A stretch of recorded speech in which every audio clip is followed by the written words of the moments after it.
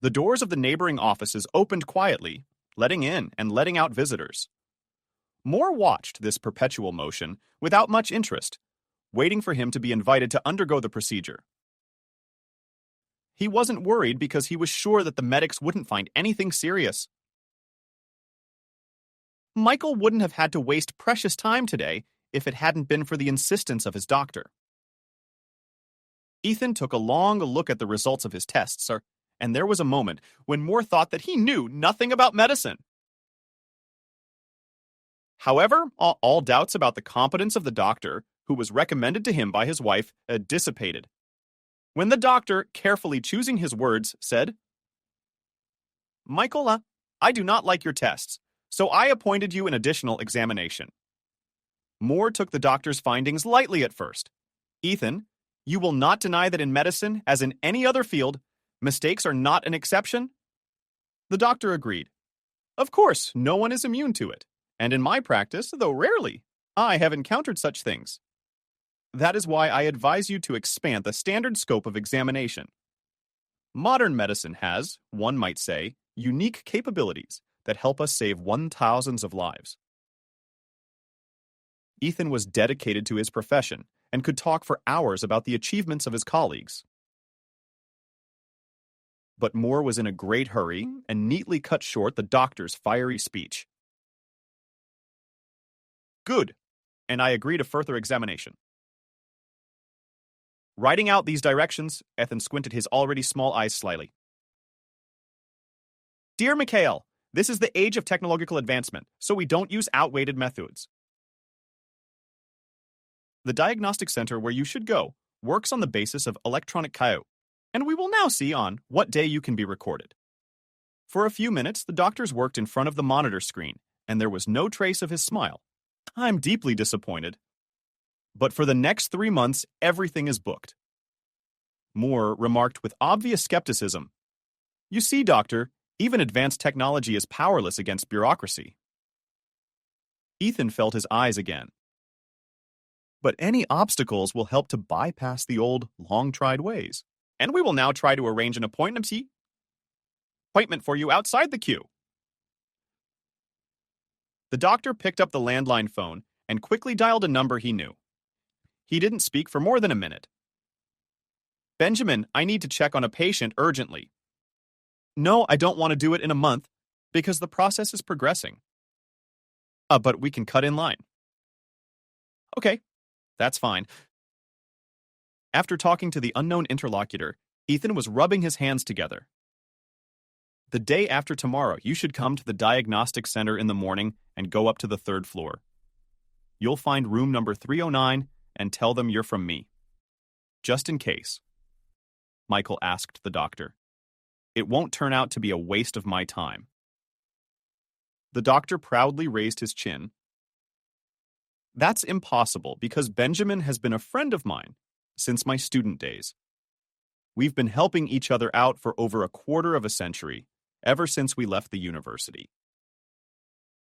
Anticipating that the doctor was about to launch into a pleasant reminiscence, Michael bowed hastily. "Ethan, thank you so much for your assistance." The doctor escorted him to the door. "Michael, I'll be waiting for you with the MRI results. I really hope everything turns out okay, and give my best to your wife." "I will." Moore was afraid that the chatty doctor would decide to escort him out, as we hurried out of the hospital.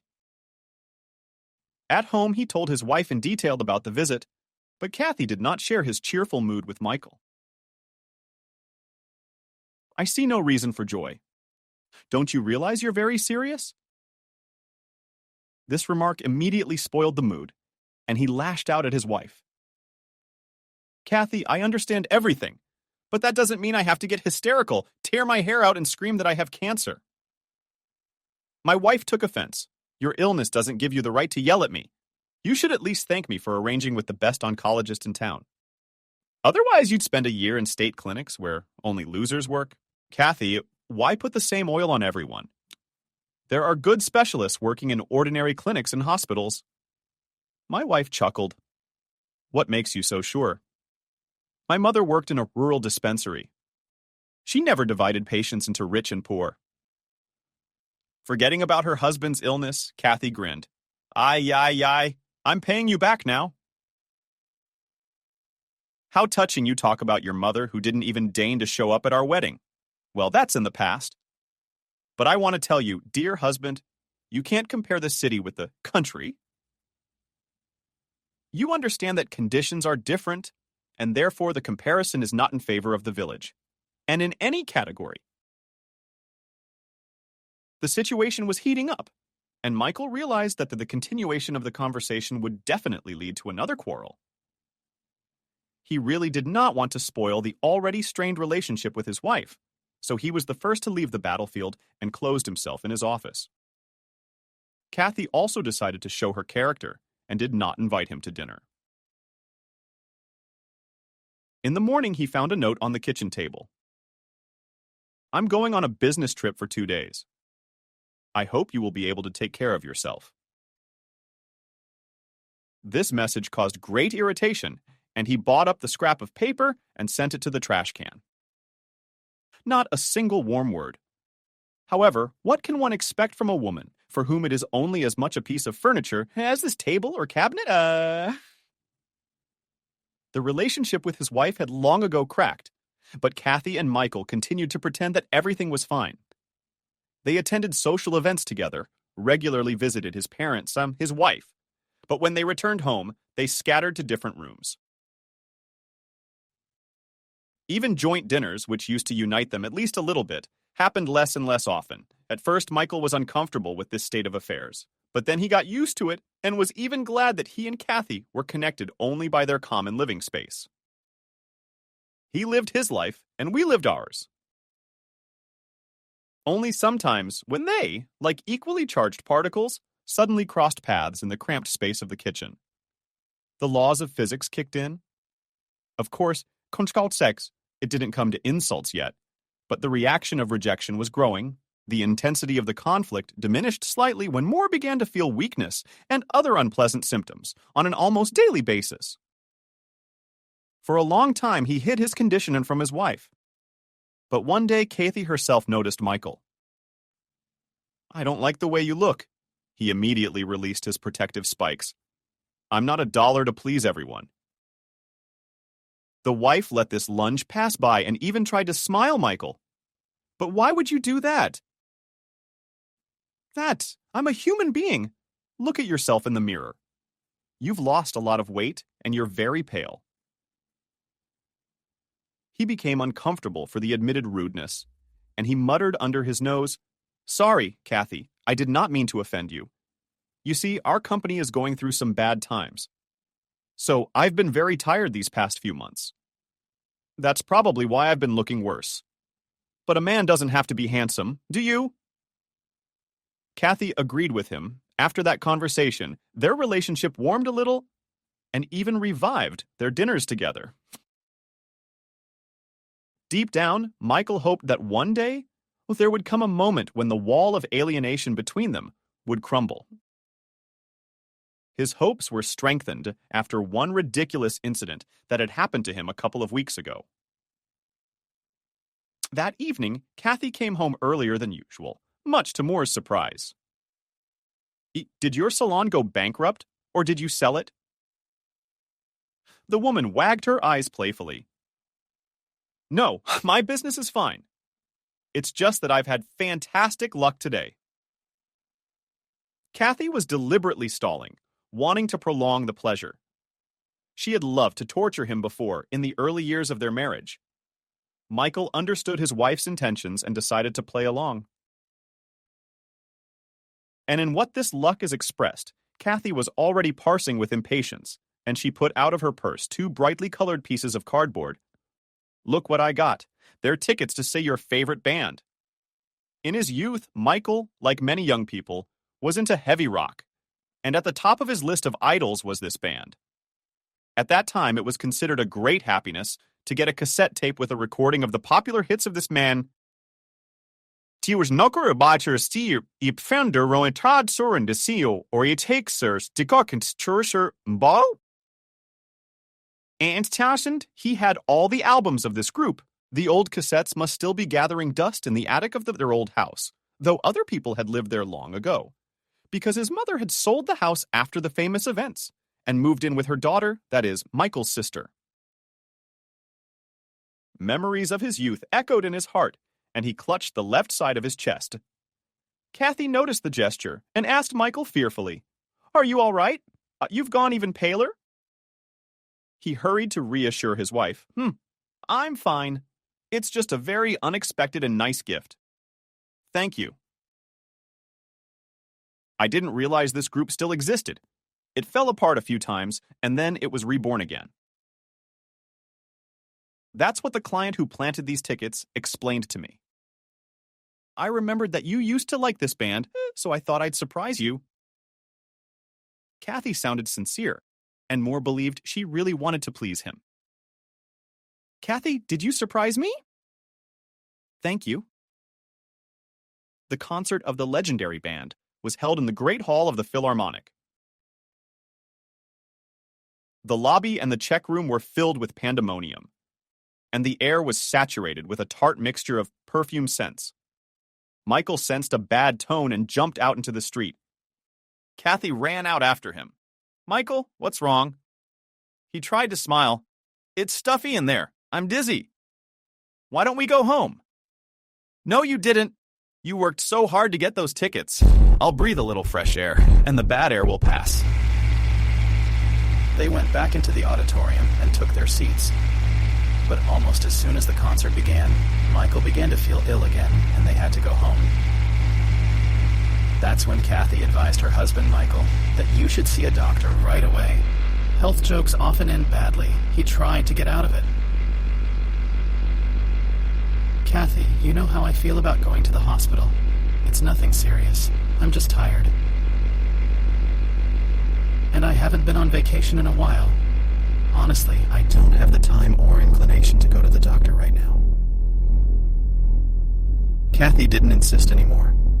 But the next day, the attack of weakness repeated itself during a work meeting. It was much worse than the day before, so an ambulance had to be called. He wouldn't tell his wife about the incident at work, but he asked her. Kathy, did you say something about a doctor you know? I should probably get checked out. It's better to eliminate the risks, if there are any. So Michael Moore fell into the hands of Ethan, who insisted on further examination. It seemed to him that he had been sitting under the door for 2 hours without a sound coming from behind it. A fleeting glance at the chronometer told him that he had been waiting only 10 minutes. At the very moment Michael wanted to mentally resent the fact that this center was not working well. The door of the office opened silently, and a young girl appeared on the threshold. She was dressed all in white and looked like an angel. Her voice was also angelic. When she said Mr. Moore with a smile, Michael jumped up from the couch. Yes, it's me. Come in, please. The angelic-looking girl patiently explained to Michael what to do. He climbed into the sarcophagus-like chamber. It was a little uncomfortable, but the presence of the cute little sister calmed him down. When it was over, the girl said good-naturedly that you should wait a few more minutes for the doctor to write a report. He tuned in for a long wait, but almost immediately the door opened again, and a young doctor with a beard came out. Are you from him? Michael nodded, though he didn't immediately realize who he was talking about. Here's your report. Unfortunately, it's not comforting. The process is aggressive, but urgent surgical intervention may be able to prolong your life. Stick stunned him with the news. The young doctor returned to his workstation. Michael remembered about the fact that there is time only after he was attacked by an old woman in the corridor. Men, why are you standing there like glued? Keeping people out? Moore did not remember how he reached the house. His head was filled with anxious thoughts, and he was filled with a sense of hopelessness. Is this really it? After all, I'm only 45, and there was still so much I was going to do in this life. Michael felt like he stumbled in the middle of the course. All right, a trained athlete, there's always a chance to make it to the finish line. Michael realized that he didn't have that chance, and he didn't want to leave the race early. Michael didn't leave the house for 3 days. He didn't want to raise the alarm early. He didn't want his friends and acquaintances to feel sorry for him, trying not to show their excitement. He called Miles. "William, I've got a bit of a cold. I need to rest." His friend didn't ask any questions. "Michael, don't worry. He'll cover your flanks and get you better." William was his loyal friend and trusted partner. They started a business together, and along the way, they had to drink both sweet honey and bitter wine. But it's a well-known fact that hardship only toughens men. Moore trusted William completely. But now he didn't want to dump his problems on him. When the time came, I'd tell him, "Who knows? What if it's all right?" I don't want to stress a man out for nothing. There was still a fragile hope for a favorable outcome of the disease. Michael was very afraid of shattering it. The man could not and did not want to accept the fact that in the future, nothing good awaits him in principle. What future can one talk about when the meter is lewdly counting down his last days? Kathy returned from her trip in a bad mood, which Michael guessed from her noisy appearance and shouting from the hallway. "Married at home," he called back from the room. "Huh? As you see, with what joy do you pass? You are. Just a couple of days ago, you were complaining about the company's problems. Did it all get resolved? So quickly." Shouting. It was awkward. Michael went out into the hallway. He helped his wife take off her coat and answered her questions. "No, nothing's resolved yet. I just wanted to be alone for a while, to get my thoughts in order." His wife grinned wryly. "Then I apologize for disturbing your privacy. I didn't want to start a fight over nothing." And he asked Kathy with sadness in his voice, "Why are you hanging on to words? You didn't even ask me how my examination went." The woman put her feet into warm slippers, and with the same slightly dismissive intonation asked, Well, and how was the examination?" Michael handed his wife the report of the doctor of the diagnostic center. Kathy ran her eyes over the certificate and returned it to her husband. "I still don't understand anything about these terms. Doctors can make such a frightening statement, and then it turns out to be nothing serious." "Kathy, it's more than serious. The doctor said it's a long shot."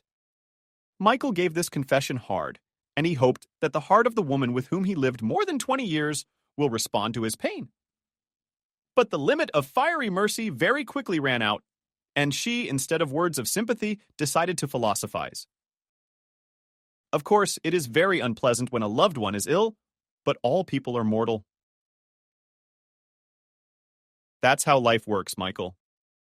The only difference is that some go earlier and others later. Grief, but my wife's words seemed sacrilegious. "Thank you, Michael. I called it," soothed Kathy. "I've told you many times that sometimes it's better to say nothing than to speak." That was a fair point Kathy took to heart. "Don't you shut me up. Your illness doesn't give you any right to lord it over me. Don't exaggerate. I was just reminding you of the basic rules of decorum. You must realize that it's inappropriate to say such things in front of a sick person. And I hate that my wife doesn't share my distress." The woman interrupted him again. "I am also uncomfortable with many things, but I tolerate. By the way, with my health too, not all is not well, but I don't shed crocodile and tears." Michael felt an attack of nausea and dizziness and hurriedly hid in his room so as not to show her his weakness. Kathy's last words confirmed that she absolutely did not care about her husband. He wanted to run away somewhere far away and forget himself. An inner voice told Michael, "Then sit in the apartment and suffer. Better go to a bar. If you drink a little, you'll get your mind right." But the man had no time to start implementing this plan, because he was reminded of himself by a call to Ethan. The doctor began with a rebuke. Michael, where have you been? We agreed that you would be at the diagnostic center immediately after the examination. I haven't heard a word from you for 3 days, Moore began to clumsily explain. I got caught up in the moment and forgot I needed to see you. I'll try to make it up to you tomorrow. No, Michael, I want to see you today. Moore was confused. The last thing he wanted to do right now was to be stuck in a clinic where sterile whiteness was the only thing that depressed him. But to refuse a doctor who was genuinely concerned for his life was the height of indecency. So he mumbled uncertainly, "But it's too late." Ethan answered enthusiastically, "A real doctor doesn't look at his watch when his patient's life is at stake. I'm waiting for you." The receiver buzzed, and Moore said irritably, "We'll have to go." Ethan took one look at the results of the examination and put the paper aside. "Unfortunately, my worst suspicions have been confirmed, but you and I have no choice but to accept reality. So we'll fight on." Michael was struck by the fact that the doctor saw his misfortune as his own. This touched Moore to the core, and he asked Ethan in a broken voice, "What is the point of fighting if everything is already clear?" Then came something that Michael did not expect from the little man in the white coat. "Michael, I didn't expect to hear you say that. How can you just give up like that without a fight? What's the use of spending the last of your strength fighting if it's hopeless? Even the most catastrophic situation has a chance to turn things around, huh?" Michael wanted to laugh in the doctor's face, but he restrained himself and asked Ethan politely, "Do you believe what you are saying?" "Ah!" The doctor looked away. For a few minutes he thought about something intensely, nodded, and pointed his index finger at the table. Then, with a sigh, he said, "Yes, in your case, the chances are negligible. If you translate everything into percentages, then in favor of a positive outcome will be no more than 2%. Of course, this figure is not impressive, but if you are lucky, you could be in this 2%. Therefore, you should not miss this opportunity." Don't give up so quickly. Michael's heart twitched like an electric shock, and he quietly asked, "So you think I should go ahead with the surgery?" Ethan tapped his finger on the tabletop again. "Absolutely. And the sooner you get into the hands of a good doctor, the better." Moore grinned bitterly. "Where am I going to find such a specialist? You don't have to find anyone. I will deal with this issue myself, because in this situation, every day is precious." Michael wanted to ask the doctor another question, but he looked at him sternly. "If you're wondering why I'm taking such an active part in this, the answer is that I don't work for a paycheck. I work for results. Every life saved is very important to me personally. You won't believe me, but I feel purely professional satisfaction. And that's a lot more satisfying than getting a few pieces of paper in an envelope." Moore was shocked by the doctor's revelation. "Ethan, you're a unique man, and for some reason I believe you." Michael returned home with the feeling that this strange man in a white coat, with whom fate had brought him by chance, had just taken him from the edge of the abyss. He did not want to look far ahead, but very much wanted to believe that life is still waiting for something good. The very next day, Michael, having no fear, crossed the threshold of the oncology clinic. Ethan turned out to be a very persistent person, and in less than 24 hours managed to organize a meeting with a famous professor. The medical luminary was no longer young, as evidenced by his gray sideburns. He leafed through Moore's medical history twice and said, "Well, young man, shall we operate on you? Although there are metastases, they are localized. When will you be able to come to our clinic?" The professor looked at Michael with unblinking eyes, and the latter frantically thought about when he would be ready to accept the inevitable. Without waiting for a clear answer, the master of the office said, "I understand your confusion. Perhaps I too would be confused if I were in your shoes. So we will do with you as follows. You will try to settle all your important affairs during this week, and on Monday morning come to us. Moore wasn't prepared for such a rapid turn of events. I thought you had a waiting list for your surgeries, and Ethan said you were impossible to get through. The professor grinned. It's a good thing you got in. And the waiting list. There is a waiting list, of course, but in our practice we often have a situation where delay is fatal. In the truest sense of the expression. I'm sorry to be blunt, but that's exactly what you have. Moore left the clinic as uncertain as he'd been lately. In the few days that had shattered his life, he had realized many things. There was only one question that had no answer.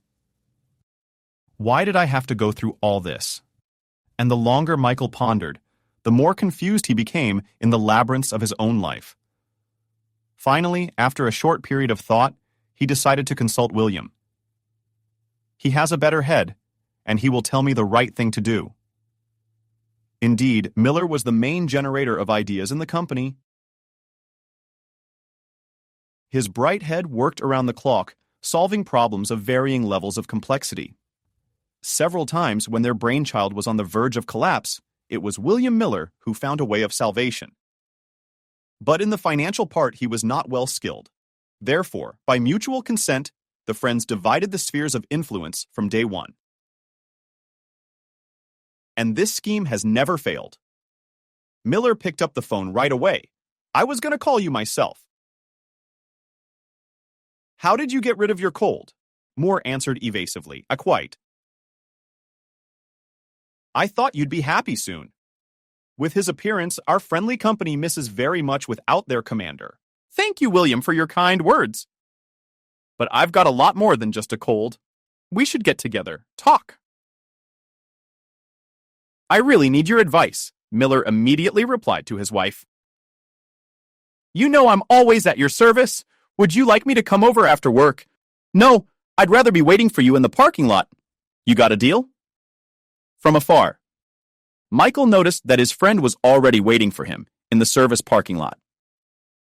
When Michael got out of the car, William asked, Where shall we keep the board, right here or find a more suitable place? Moore looked around. No, it's not comfortable to talk here at all. Let's go land at a coffee shop and have a bite to eat. I haven't eaten much today, Miller chuckled. Is that your Kathy boycott? Sort of. She and I haven't been getting along lately. Miller waved his hand. It happens in most families. The time of first crush passes, and there's a long period of stagnation. But I see you're not sharing your marital problems with me. Guess what? The friends settled down at a table at the pizza place and placed their order. Without going into details, Michael told about his sudden illness. Miller listened to him, wiping his eyes. His surprise was so intense that he put the half-eaten pizza back on his plate. Why didn't you say anything? My father-in-law has tons of doctors he knows. You could have solved this problem a long time ago. Moore smiled forcefully. I myself only found out about my illness a few days ago, and I didn't even realize it was so advanced. Although I was offered an operation, but warned that the hopes for a favorable outcome are minimal. The only plus was that I could prolong my life a little. I grasped at straws and agreed. William was overly emotional, and rightly so. You have to take even a 1 in 1,000 chance, and under no circumstances should you get discouraged. Moore took and said, I try to hold on, but different thoughts come into your head, and you chase those thoughts away. There's no way I'm giving up. I realize that, but I don't know how to prepare myself for the upcoming surgery. I realize that I have only 2 options to submit to fate and make a will, or... Miller furiously waved his hands, which attracted the attention of a young waitress. The girl ran up to their table and obligingly asked them if they wanted to order anything else. William laughed. Thank you. Your pizza is so delicious that I will not refuse another portion. Do you want to repeat? Moore shook his head. No, 1 is enough for me. When the waitress ran to take the order, William threatened his friend, "Don't you dare even think about the will. In fact, you have no one but Kathy to pass on your property to." No. You see, you're wrong. I have a sister, and my mother is still in good health. They don't want to do anything with me, though. They can't forgive me for one mistake. Miller sighed. What's a big mistake? Well, it's which way you look at it. I told you about it. But I guess you forgot. Then remind me what you did when you were an immature young man. For the first time in days, Michael laughed heartily. Unfortunately, I was a mature man when I ran away from my young wife the day after the wedding. It's just that I suddenly had an epiphany and realized I wasn't ready to live the rest of my life with that woman. Miller rolled her eyes. Wow! Moore clapped his friend on the shoulder. Vitya, I told you about my failed marriage. In general, I never complained about my memory, but I don't remember such a story. Maybe you've shared your most intimate things with me? I wasn't exactly in the right state of mind. That's possible. But to be honest, I don't remember. William picked up a glass of juice. Then, we're tied. Which I'll gladly drink to. Miller wiped his ribs with a napkin and said seriously to his wife, in a case as complicated as yours, it's hard to give advice. But you know I have a great imagination, and I imagined myself in your shoes for a moment. Michael held his breath. What would you do? Miller waved his hand again expressively. I'd go back to my roots. I don't quite understand you. Let me explain. Old people believe that everything in life is connected. If a person has committed some dishonorable deed, karma is bound to come. I think there's a certain sense in this theory. By the way, life itself proves it. Probably, this is the reason why in difficult moments, people try to purify their souls. For this purpose, some people go to the temple and pray, and others try to return to their roots. Hey, Sorot! As Michael was experiencing great excitement, and whichever option I advised them, I'd use both. But you could start with the second one. Who knows, maybe you'll get it right and fate will take pity on you. At least you can try. And then it's up to you. They walked back to the parking lot together. Saying goodbye, William encouraged his comrade Michael to hang in there. Know that I'm with you? Thank you, friend. Michael got into the car, but did not turn on the ignition. After his conversation with Michael, his thoughts were organized in a chain.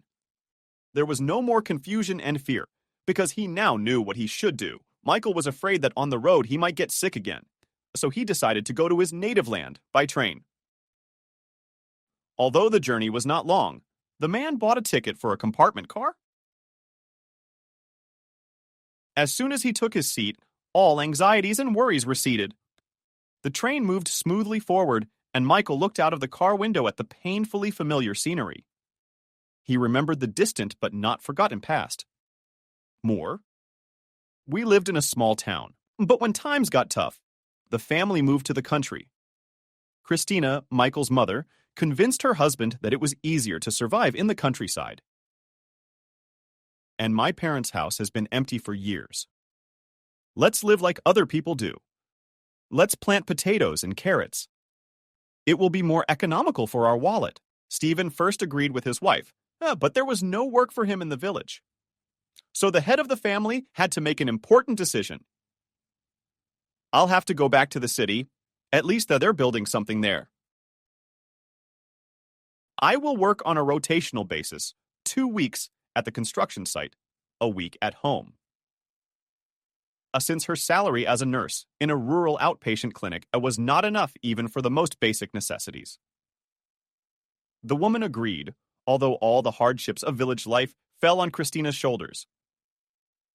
She did not complain about life because her husband earned good money, and they even made major repairs in the house. Stephen dreamed of eventually buying a car, then Christina. Now you can buy a foreign car inexpensively. You understand that in the countryside, Without your own transport, there is no need to ask someone if you need to bounce to the district or regional center. Christina supported her husband in this. Yes, it was much easier with a car.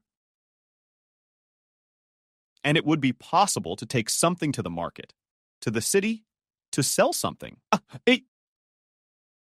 In the hope of increasing his income, Stephen worked almost without rest.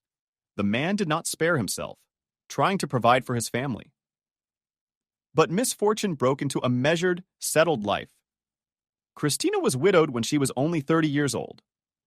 Her husband and the main breadwinner of the family died in an accident at work. A construction cradle broke off and collapsed from the 8th floor. Stephen's partner was seriously injured but survived, while Moore could not be saved by medics, although they tried to pull the man from the clutches of death. After her husband's funeral, the unfortunate widow sought justice. She wanted those responsible for her spouse's death to be punished. But in those troubled times, this was an almost impossible task. So an official advised the woman, "You can't get your husband back, but you can hurt yourself by your persistence. You're being offered monetary compensation. Take it, because you and your 2 children can't survive." Christina obeyed the official and stopped going to the offices. However, the construction organization, where Stephen worked, paid the widow only half of the promised amount. Michael well remembered his mother's heartfelt wish to someone unknown. "May this money get down your throat." He was only 5 years old and did not understand the meaning of this common expression. Also, he turned to his older sister for clarification. Betty had always treated her little brother with emphasized arrogance, but she liked to teach him a lesson. This time, too, she decided not to miss the opportunity to teach him a lesson. "Michael, you're still small and stupid, so you're a duck."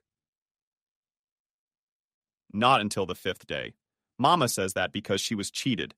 They promised to give her a lot of money for Daddy, but they gave her a pittance. Little Michael was impressed by his sister's explanation, and Betty, after a short pause, imitating her mother, added with a sigh, "How will we live without Daddy now?" It was at that moment that Michael realized that he was now responsible for his mother and sister. After all, his father often told him, "Jekka, a real man, should take care of their women." The 5-year-old decided to show his character immediately. The next morning he got up early and went to the vegetable garden to walk the beds. When the mother woke up and did not find her son in the crib, she was not on a joke, frightened. But looking out the window, pleasurably said, "Ah, that's where our little man has gone." He decided to help his mom, just like his father. Michael quickly learned the science of village life. He learned to stove the stove and chop wood. And in the hot season of sowing and harvesting, he confidently wielded a shovel. In his free time, the boy did not idle either. He took his father's fishing rods and went to the river, from where he always returned with a catch. It is noteworthy that housework did not interfere with studies, and Michael Moore in the future planned to enter the institute. Christina could not be pleased with her son. At any opportunity, she in conversation with neighbors stood up, "Hey, my Michael!" and then followed the description of her son's next feat. Betty did not like her mother's praise of her younger brother, and she often remarked, not without mockery, "Mom, now you are praising Michael in every possible way, and for nothing. Can't you see his nose cocking up, walking from the ground underfoot?" He doesn't. Believe me. The time will come and he'll set you up like that. Christina did not like such conversations and immediately stopped them. "You better shut up, soothsayer, you fucking egg. It's just plain jealousy talking in you. But it's stupid to be jealous of my own brother, because I love you both equally." Michael began to realize his older sister's shenanigans when he turned 15. By then, Betty had already made it to the city and jumped out of town to get married.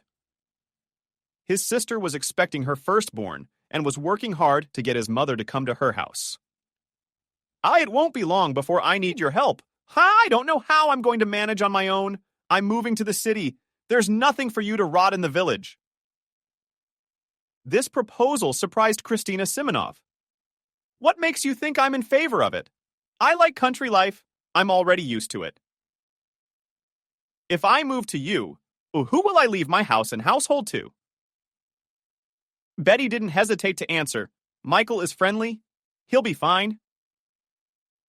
Christina was amazed. Betty, are you out of your mind? Are you suggesting that I should shoulder everything?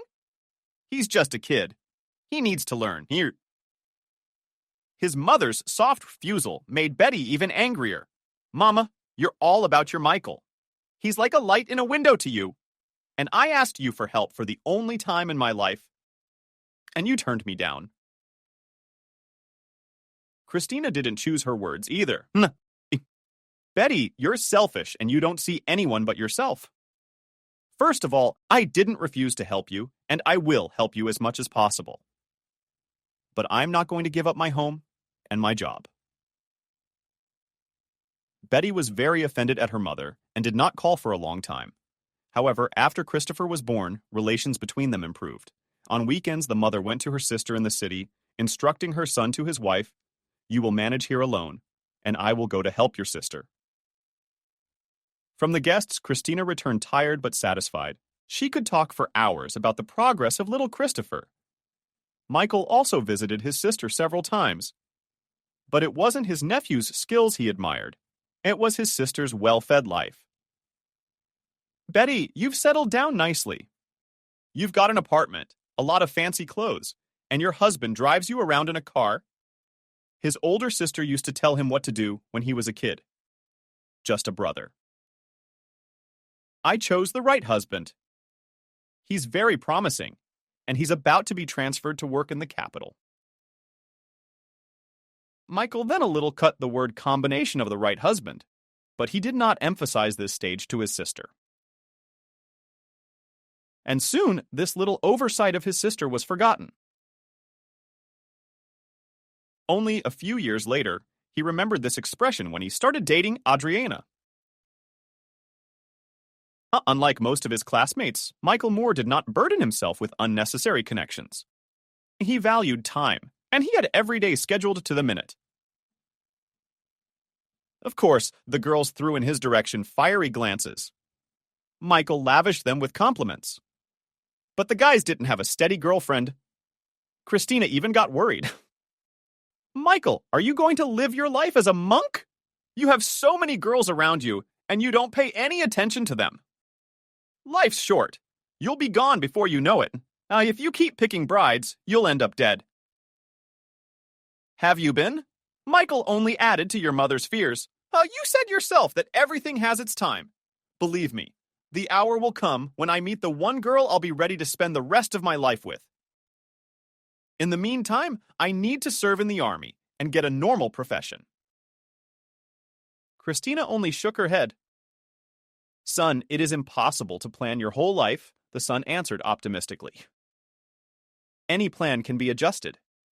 The mother did not argue with him, but thought to herself, wait until the rooster bites you, then you'll talk differently. But time passed, and the son's plans remained unchanged. After serving in the army, he grew up and caused a real stir among the neighborhood girls. Christina again started a conversation on a hot topic. However, knowing her son's character, she started from afar, the son of a farmer who had bought the land of a former collective farm and was calling for various specialists to work for him. You should go to him, find out what's going on. The men say that he pays a decent wage. If everything goes well, you will build your own house and marry a nice girl. Michael understood perfectly well where his mother was going. He himself has not yet had time to decide how to live in the civilian life, and cheerfully answered his mother that he should try. Tomorrow I'll go to your farmer. Interested in work, enterprising entrepreneur settled in a neighboring village. Mikhail talked to him, but the farmer did not offer him anything worthwhile. A little disappointed, he walked home. He had almost reached the outskirts of the neighboring village. When Michael Moore called out to him, a woman's voice sounded familiar to him, and he strained his memory. The answer was given almost instantly. Michael shouted joyfully to Smolino. What a surprise! Adriana was a year younger than him, and during their school years, they often crossed paths at the disco in the village club. A few times, Michael even saw the girl off, but nothing serious happened between them. The meeting on the outskirts of the village was unexpected for both of them. The girl looked at him and smiled silently. Michael realized that he had to break this ridiculous silence. Adriana was living somewhere now. The girl was happy. I studied to be a hairdresser, and now I'm back. I'm going to do some beauty work in my home village. Where have you been? Michael proudly replied. I was doing my duty to the fatherland. Adriana looked at him with respect. I see. You were in the army. What are you going to do? I don't know yet. I went to see your famous farmer, but he didn't offer me anything worthwhile. I'll probably go to the city. It's easier to work there, the salary is higher, and frankly, it's more fun to live there. The girl said yes. Suddenly she suggested it. In your village, the club has long since closed, but in our village, it's still working. There's a new manager there now. You must know her. She runs discos every other day and plays the DJ herself. Come, we'll have fun together. Adriana looked at him hopefully, and he didn't want to disappoint this sweet girl. Okay, I'll be sure to jump up on the walls. You just tell me, when is the next disco race? The girl shamefully flashed her eyes tonight. Michael kept his promise and went to the neighboring village in the evening. After the disco, he and Adriana walked until dawn, talking about life.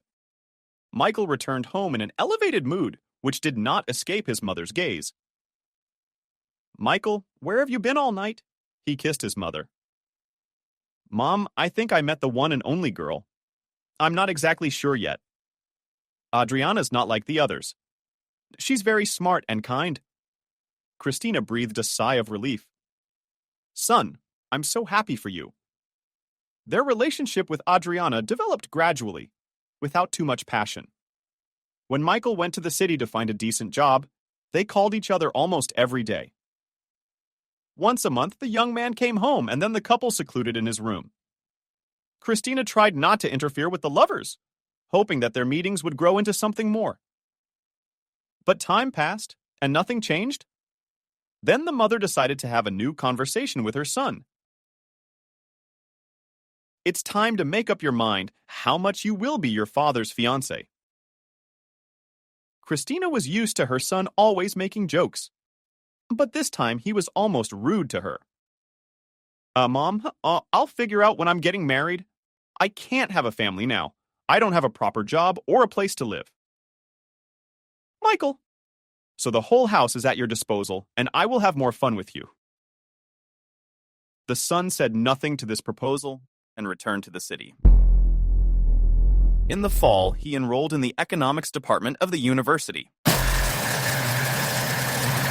It was not easy for him to combine work and distance learning, so trips home had to be reduced. Adriana longed for loneliness and reminded him of himself with frequent calls to his wife.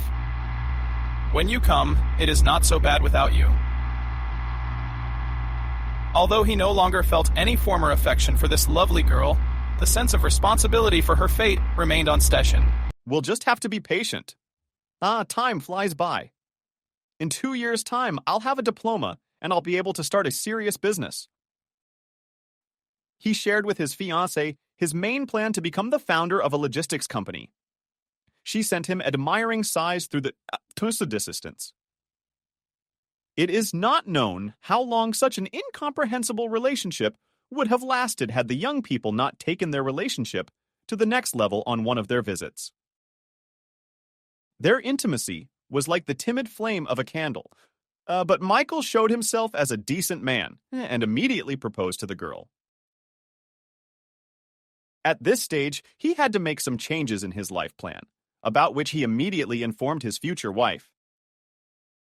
Adriana, you and I are getting married, but for now we'll have to live apart for a while. You realize I can't quit my studies. Adriana was very supportive. Michael, of course you have to study, I'll wait. We'll be together later anyway. A month later, they had a wedding that was celebrated by the whole village. The young people were congratulated and given expensive gifts. Even Betty's sister couldn't resist and prepared a touching speech. Michael, I am sure that you will become for Adriana the wall that every woman dreams of. You are dependable and will always stand up for your family. Happiness to you for many years to come. Bitter. Michael Hops sang with wishes and wine. He hadn't expected the hangover to be so quick and heavy. He woke up in the early morning when dawn was just dawning on the horizon. His head split open from drinking the night before, and he tiptoed into the kitchen, where he had volleyed 2 glasses of cold water. His brains slowly began to return to normal. Michael returned to the bedroom where his young wife was sleeping serenely. He looked at Adriana and had absolutely no feelings. A scream almost burst out of his chest. God, what have I done? It's not like I don't love her. This revelation stunned him. He imagined that he would have to pretend to love Adriana every day and spend every night in the same bed with her. The pictures his imagination painted were depressing. Michael staggered toward the door, whispering silently, Not again, I'm not ready for this life. He dressed quickly and grabbed a travel bag that stood in the corner.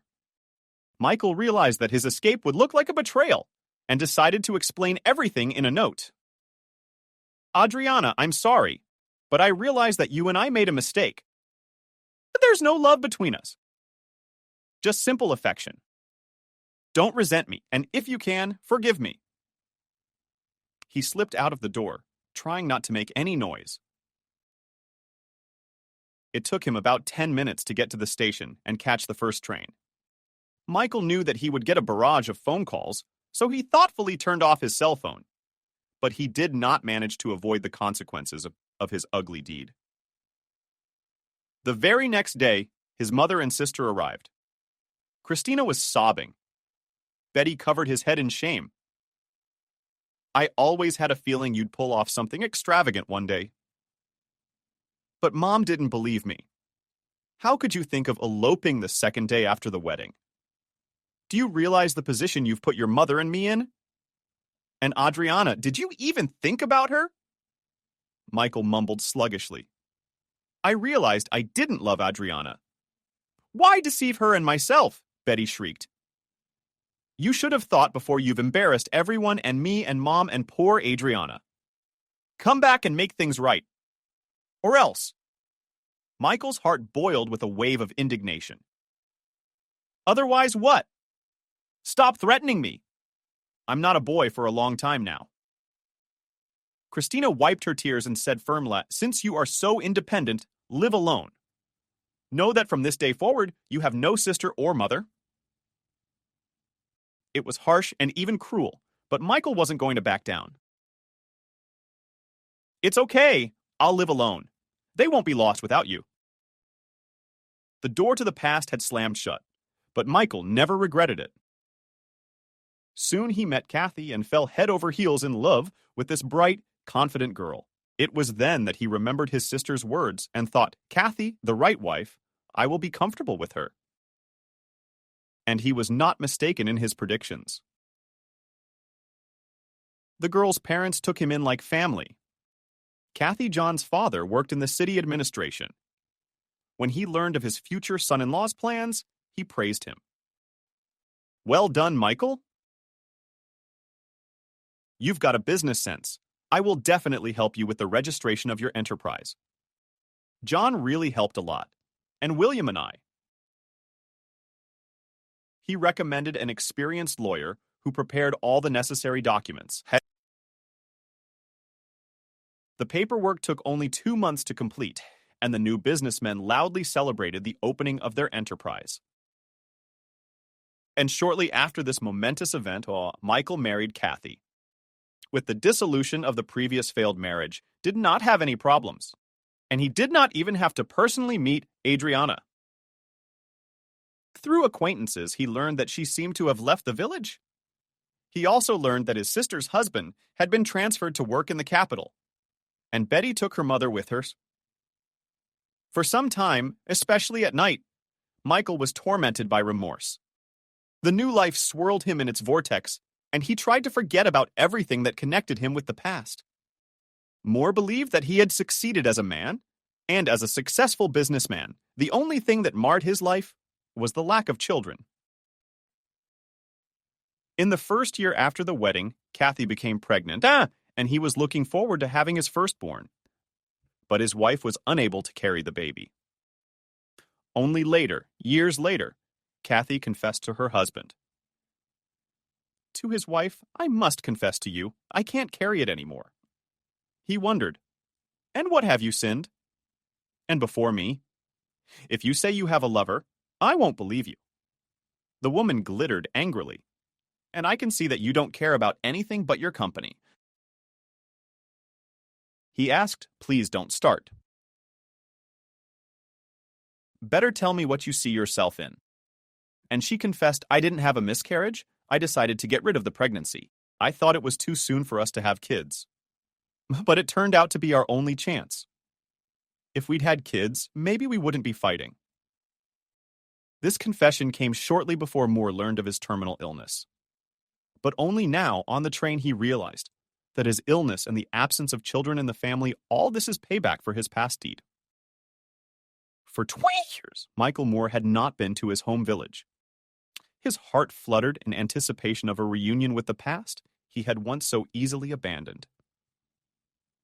He walked slowly down the main street of the village, mentally noting 2 decades had passed, but nothing had changed. On the way, he met an elderly woman. She scrutinized his face for a long time, and then joyfully exclaimed, "No way!" Michael was amazed, but answered calmly, "He is the same. I don't recognize you." The woman with the same intonation said, "And I do not recognize myself when I look in the mirror in the morning." "Auntie, your neighbor." "She's an auntie." "No, you haven't changed much. You've only gotten smaller." The woman laughed. "Stop! The pity of old age is getting lower. I didn't recognize you at first either. You've become so important. Why are you here? You want to check the house?" Michael wondered if Mom hadn't sold it. Auntie waved her hands. "They didn't sell the house." "Betty, did your sister come by?" "I think she found a buyer at first, but then the deal fell through. For what reason, I don't know." "But your house is still standing, homeless." "Betty comes twice a year?" In the spring and fall, people told her to at least rent it out to cottagers." She turns up her nose, says, "I don't need anyone's advice." She's sharp. "Michael, I'm sorry. Who?" "I'm talking about your sister Betty. She's gotten a little too businesslike. Of course she is. Her husband's practically a minister now. And a son who's a big shot." "Bern," interrupted the chatty woman, "Betty came with Christopher. And Mom. She's here all the time." The neighbor shook her head. "No, Tonica never came. She'd never been here since she left." Michael thanked his aunt and was about to go on his way, but the old woman grabbed him by the arm. "Where are you going?" "I want to see the house." "Oh, you made a lot of noise in the village. You'd have to be such a freak to run away the second day after your wedding. Why don't you ask about Adriana, your abandoned wife?" Michael felt his ears burning. "Why should I know about her? We broke up. She has her own life, and I have mine." The aunt crossed herself hastily. "Oh, Holy Mother of God! Why does he hesitate with his tongue? What life has she got, if she died long ago?" "How long ago?" "It's been 10 years since your Adriana was buried. She was diagnosed with cancer. She suffered a long time. Something painfully clicked in Michael's head. And he thought, who's the first person you should apologize to? It's because of you that poor Adriana got sick and died early. His aunt noticed his confusion. Why are you frozen? If you want to visit, you can find her grave right away. Her sister did her best. She made a beautiful monument to her in the form of a blossoming flower. You can see it from afar. Michael didn't listen to the neighbor anymore. He was walking towards the house where his best years had passed. For a while, the neighbor was still following him. Michael, why did you run away so fast? I didn't tell you everything. But he didn't stop because he didn't want to waste time with idle talk. He thought about karma again, and a chill ran down his spine. Adriana had cancer, too. But why should she?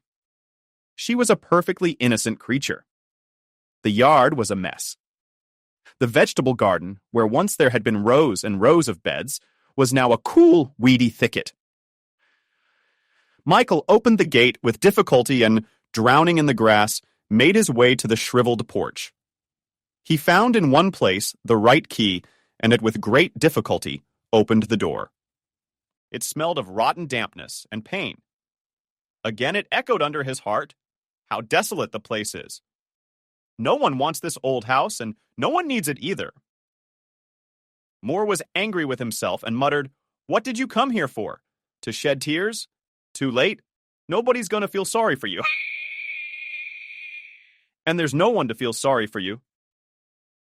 He walked slowly through the rooms and left the house. I'm going to the cemetery. I'll be back. At Adriana's grave.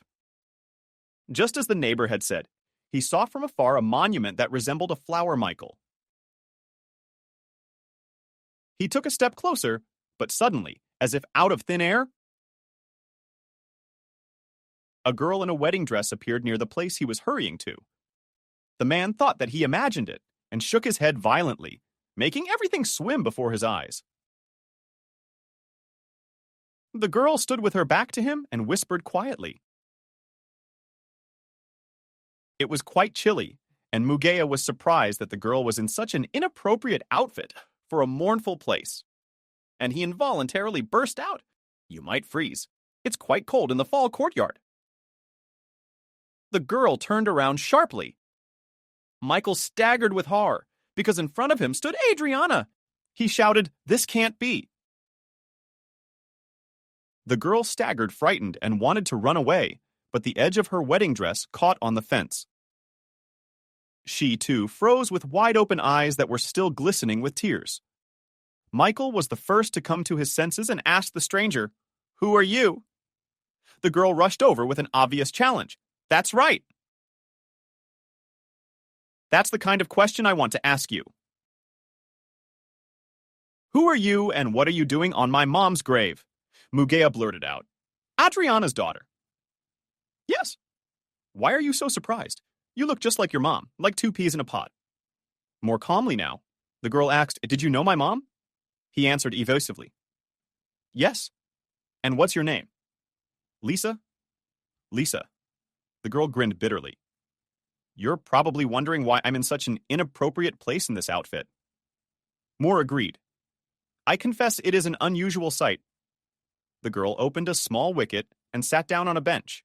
She corrected the bouquet of fresh flowers and sadly mumbled, "I came running here to complain to my mother. My fiancé dumped me today. We were supposed to get married at 12 Gurks, and he didn't show up because he got cold feet. He told me through his buddy that he changed his mind about getting married. You see, yesterday he was thinking about it, and today he changed his mind.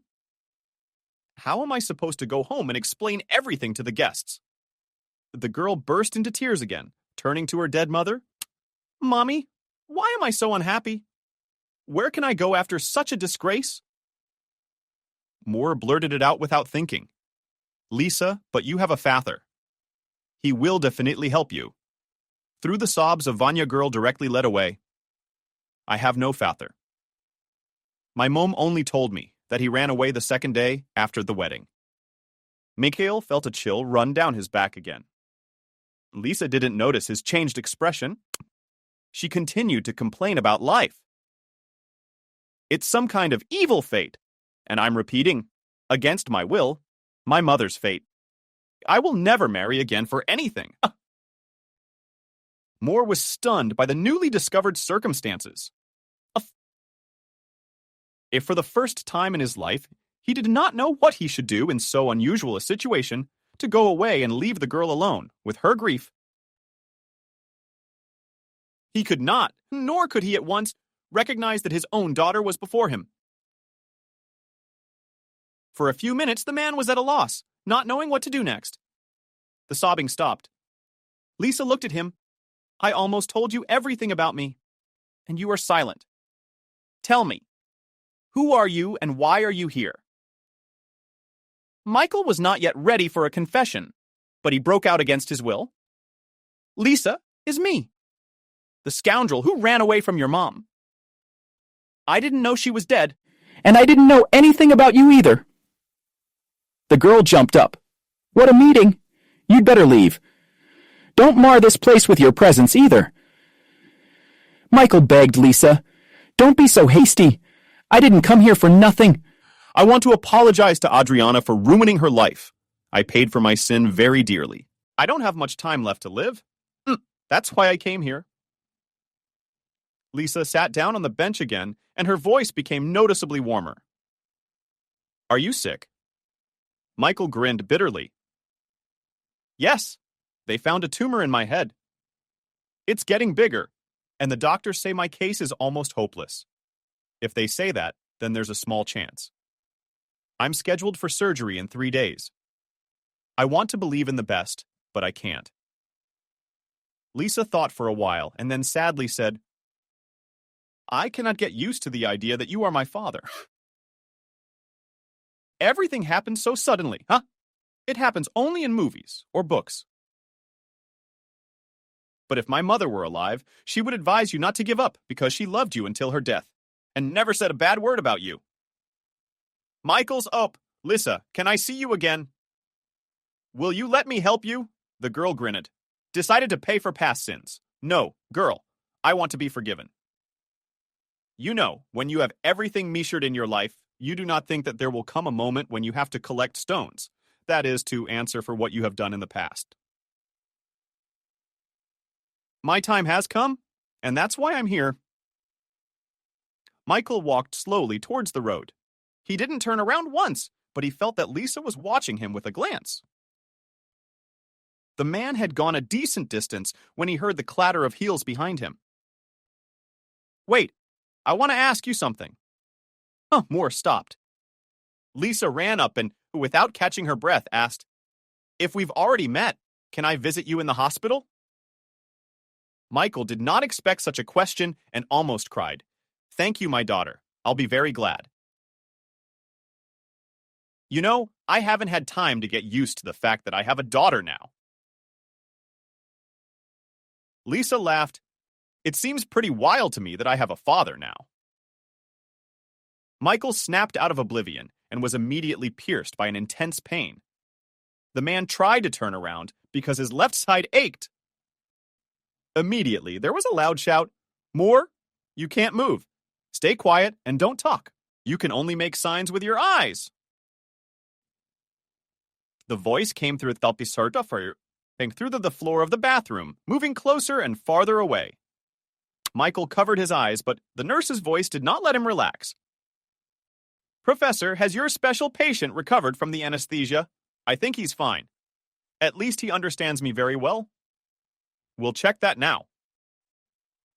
Michael immediately recognized the professor's voice, and it made him feel better. He opened his eyes again and saw directly above him a face framed with gray sideburns. Well, my dove, I want to tell you. Do as your head feel lighter. Michael covered his eyes in agreement, which delighted the professor. No important centers are affected. The patient is fully functional. Galarka is a success! A woman's voice with hidden irony said, Who would doubt it? You're our chief rescuer. And you, Mr. Moore, very lucky that you got to Professor Mironov. Michael lowered his eyelids again. He heard how, leaving the animation ward, the professor instructed the nurse on duty. If his relatives or wife came to see him, let them pass for 5 minutes, Positive emotions in such cases are very useful. They work better than the most advanced drugs. The nurse said with obvious displeasure. There's a whole delegation waiting in the lobby, since early morning. The professor grinned. Delegations we don't need here. They violate the epidemic regime. But we can let one person in as an exception. Then let the daughter go through. She's been tearing up for a long time, and she's all tearful. Mugea felt her heart sinking with excitement. Emotions were so strong that the man with great difficulty pronounced, Lisa. The nurse was surprised. Yes, you, more, a real hero. You're on the mend by leaps and bounds. If you keep this up, you'll be dancing tomorrow. The nurse spoke without anger, and her words reassured the patient. Michael did not immediately recognize Lisa in her casual clothes. He stared at her for so long that tears came to his eyes from tension or excessive feeling. His daughter stroked his arm and told him not to cry. All the bad things are over now. I'll come to see you every day, and Grandma and Aunt Betty, too. He whispered, They're here. Lisa asked silence. You can't talk? I called them and they came right over. They didn't even know you were sick, and they scolded you for not telling them. Michael recovered quickly and was soon moved to a regular ward. He spent almost 2 weeks in the hospital, but during these days, his wife never visited him. Moore was discharged on Friday. He asked his daughter in advance to meet him. Lisa honored his request. Mikhail opened the apartment door with his key. Kathy did not expect his appearance and froze at the threshold. Mikhail, the man, answered her rather rudely. You already did not expect to see me alive? But as you can see, I'm on my feet. Kathy looked at his companion. Michael, I'm honestly happy for you, but tell me, who is this girl? Michael grinned. She's my only daughter and legal heir. And from this day forward, she will live in this apartment. Kathy stepped back timidly. Michael, what about me? I think you'd better look for another place to live, because we can't live together anymore. Moore didn't explain why, but Kathy understood. But Kathy understood. But Kathy understood. But Kathy understood. But Kathy understood. But Kathy understood.